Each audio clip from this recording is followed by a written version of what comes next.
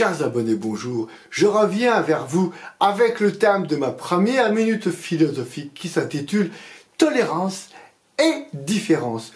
On lit souvent, ici et là, qu'il faut répondre à la différence par la tolérance. Cette vision me semble quelque peu étriquée, voire pernicieuse. Elle reflète en effet que je suis supérieur à celle que je regarde avec une condescendance mal dissimulée sous cette pseudo-bienveillance.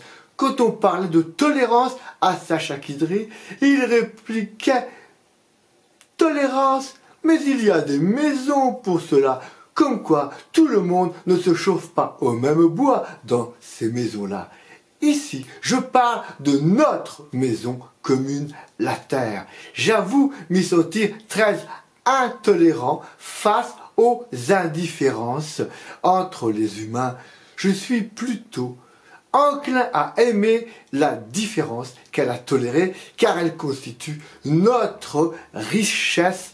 Aimer la différence, c'est aimer l'autre qui est différent, au lieu de créer une hiérarchie où on glisse du ressenti de la tolérance à celle de l'indifférence. Une consonance d'ailleurs mène de l'une à l'autre. On glisse difficilement de la tolérance à la bienveillance qui est la disposition de souhaiter le bien à l'autre. L'une des façons de se dire « je t'aime » en italien se prononce d'ailleurs « ti volo bene », je te veux du bien.